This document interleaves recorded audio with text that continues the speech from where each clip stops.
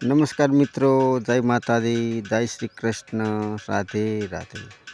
તો ચાલો આજે આપણે વાત કરવાના છીએ ભગવાન કૃષ્ણ વિશે। પોતે પોતાના માથે મોરની પીંખડી કેમ રાખે છે? ભગવાન કૃષ્ણ મોરની પીંખડી માથા ઉપર કેમ રાખે છે? આ એક રહસ્યની વાત આજે આપણે કરવાના છીએ। તો આ સ્ટોરી સાંભળીએ એ પહેલાં તમે અમારી સાહિત્ય સ્ટોરી ચેનલ એકને સબસ્ક્રાઈબ કરી દેજો, જેથી કરીને આવનારા આવા અવનવા રહસ્ય તમારા સુધી પહોંચી શકે અને તમે સાંભળી શકો। અને હા, કોમેન્ટ બોક્સમાં રાધે કૃષ્ણ લખવાનું ભૂલતા નહીં। તો ચાલો વાત કરીએ હવે કૃષ્ણ ભગવાન પોતાના માથા ઉપર મોરની ટીલડી કેમ રાખે છે? ભગવાન કૃષ્ણની આમ તો ઘણી લીલાઓનો કંઈ પાર નથી, એમાંની એક આ લીલા છે। ગોકુળમાં ભગવાન કૃષ્ણનો ભક્ત એક મોર રહેતો હતો। તે મોર કૃષ્ણ ભગવાનનું ભજન કરવા કાયમ માગતો હતો અને ભજન કરતો હતો, કેમ કરીને ભગવાન કૃષ્ણને રાજી કરવા। તે ભગવાનને ભેળો થવા માગતો હતો, એટલા માટે તે મોર ભગવાનના મંદિર પાસે બેસીને રોજ ભજન કીર્તન કરતો હતો। મેરા કોઈ ના સહારા બિના તેરે, ગોપાલ સાવરિયા મેરે। આવું ભજન રોજ ને રોજ મોર ગાતો હતો। ભજન ગાતા ગાતા એક દિવસ થયો, 2 દિવસ થયા, મહિનો થયો, 1 વર્ષ થઈ ગયું। એમ છતાં ભગવાન કૃષ્ણ રાધાજીના પ્રેમમાં કોઈ દી મોર ઉપર ધ્યાન આપ્યું નહીં। એક દિવસ મોર ખૂબ જ દુઃખી થઈ એક વડલાની છાંય નીચે બેઠો બેઠો રોવા લાગ્યો। જેમ કે આંખમાંથી શ્રાવણ ભાદરવો વરસતો ના હોય એવા મોટા મોટા આંસુ પાડતો હતો। ત્યારે ત્યાં આકાશમાંથી એક મેના ઉડતી ઉડતી નીકળી રહી હતી અને તેની નજર પેલા મોર ઉપર પડે છે અને તે મોર પાસે આવે છે અને મોરને રોતો જુએ છે। એવું લાગે છે કે આ મોર કંઈક દુઃખી છે। મોર પાસે આવી મેના મોરની પાસે આવે છે અને મોરને રોવાનું કારણ પૂછે છે। મોર, તું કેમ રોઈ રહ્યો છે? ત્યારે મોર બતાવે છે, છેલ્લા 5 વર્ષથી હું મારા ભગવાન કૃષ્ણને રાજી કરવાના ઘણા પ્રયત્નો કરી રહ્યો છું, છતાં આજ સુધી મને તે કૃષ્ણએ પાણી પણ પાયું નથી। હું શ્રી રાધેના બરસાનેથી આવી છું, તું પણ મારી સાથે ત્યાં હેડ। રાધા રાણી ખૂબ જ દયાળુ છે, તે તારા ઉપર અવશ્ય કરુણા કરશે। આ વાત સાંભળીને મોર અને મેના તો ચાલ્યા। હવે રાધે બરસાના આવીને આંગણીએ 2 જણા ઉતર્યા અને ત્યાં જઈ મેનાએ રાધા રાણીના મહેલના આંગણામાં ગીત ગાવાનું શરૂ કર્યું। શ્રી રાધે રાધે, શ્રી રાધે રાધે, બરસાને વાલી રાધે। પણ મોર તો બરસાના આવીને પણ પોતાનું ભજન ભૂલ્યો નહોતો। મેરા કોઈ ના સહારા બિના તેરે, ગોપાલ સાવરિયા મેરે। આ ભજન સાંભળી રાધેજી દોડીને મોર પાસે આવે છે અને આવીને પોતાના ગળે મોરને લગાડી દે છે અને પૂછે છે, તું ક્યાંથી આવ્યો છે? ત્યારે મોર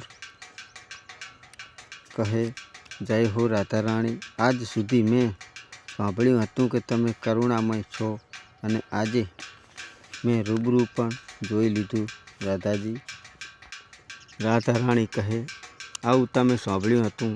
ત્યારે મોર કહે, હું છેલ્લા 5 વર્ષથી ભગવાન કૃષ્ણનું ભજન કરી રહ્યો છું, પણ ભગવાને મારી સામે સાંભળ્યું નહીં અને કોઈ દી પાણી પણ મને ના પાયું.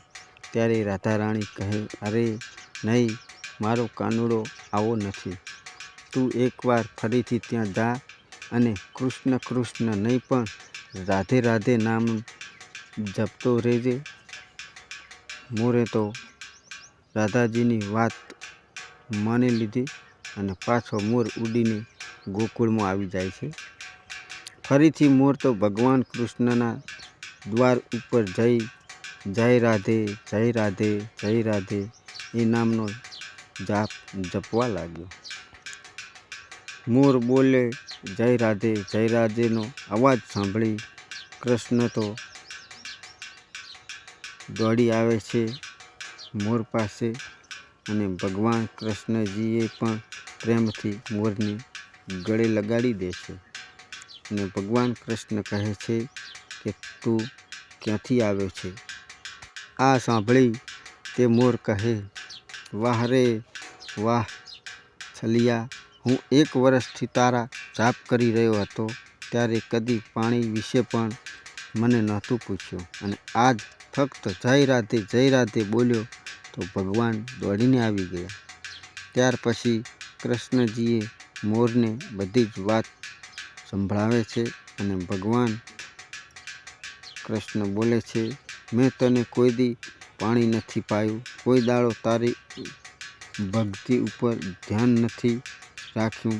આ મારું દુર્ભાગ્ય છે, પરંતુ તે રાધાનું નામ લીધું તે તારું સૌભાગ્ય છે.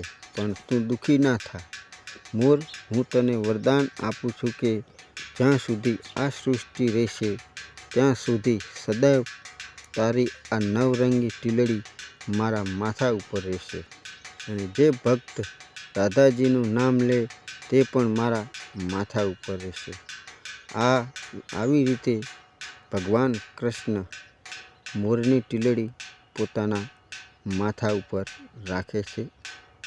અને બીજી પણ એક કહાની એવી છે કે જ્યારે રામ વનમાં ગયા અને વનમાં ગયા બાદ સીતા માતાને રાવણ લઈ ગયો, ત્યારે રામ લક્ષ્મણ સીતાની શોધમાં જંગલમાં નીકળે છે અને નીકળતા આગળ એક મોર સાથે મુલાકાત થાય છે અને તે મોરે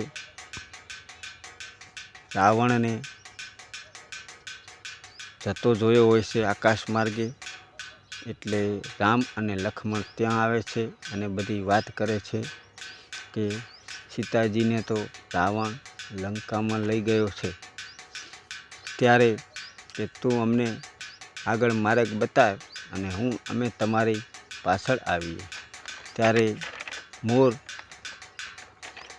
થોડાક કિલોમીટર ઉડી અને પોતાની એક પીંખડી મૂકી દે છે. ત્યારે વળી રામને લક્ષ્મણ તે પીંખડી હાથમાં લઈ આગળ ચાલે. એમ વળી થોડેક દૂર જઈ બીજી પીંખડી મૂકી દે છે. એમ કરતાં મોરની બધી જ ટીલડીઓ રામના હાથમાં આવી જાય છે અને થોડાક સમય બાદ મોરનું પણ મૃત્યુ થઈ જાય છે.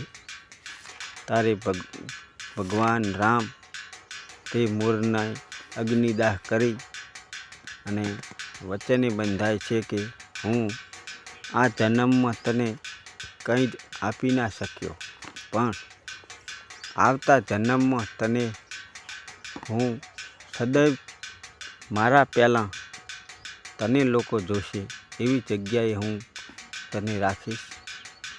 અને રામ રાવણને મારે છે અને પોતાની કાર્યો કરી અને જ્યારે કૃષ્ણ અવતાર ધરે છે ત્યારે પણ તે પોતાના માથા ઉપર મોરની ટીલડી રાખે છે.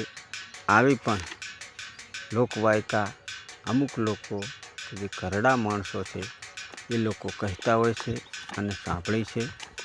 અને અમુક વાતો યુટ્યુબ મારફતે પણ મળી આવેલી છે. એટલે તમારે પણ આ વાતો સાંભળી બીજાને સંભળાવી. મેં પોતે પણ યુટ્યુબમાં અને ગરડા માવતર પાસે આ વાત સાંભળેલી કરી છે. અને યુટ્યુબમાં પણ અમુક જગ્યાએ અમુક કડીઓ મળી આવેલી છે. તો આ કડીઓને મારફતે મેં પણ તમને આ એક સ્ટોરી બનાવી અને સંભળાવી છે કે કાનુડાના માથા ઉપર ટીલડી કેમ છે. અને એ બધી વાત આ ઓડિયોમાં તમને સંભળાવી. અને તમે પણ તમારા મિત્રોને આગળ સંભળાવજો, જેથી કરીને સૌને ખબર પડે કે ભગવાન કૃષ્ણ માથા ઉપર મોરપીંછ કેમ રાખતા હતા. તો આ બધી વાર્તા સાંભળ્યા બાદ તેમને પણ ખબર પડી જશે કે ભગવાન શ્રી કૃષ્ણ પોતાના માથા ઉપર ટીલડી કેમ રાખતા હતા. અને જો આ વિડીયો તમને સારો લાગ્યો હોય તો તમારા મિત્રોને પણ મોકલજો, જેથી કરીને તેમને પણ ખ્યાલ આવી જાય ભગવાન કૃષ્ણ માથા ઉપર મોરપીંછ કેમ રાખતા. એ બધી તમને ખ્યાલ આવી જશે. જય શ્રી કૃષ્ણ. રાધે રાધે.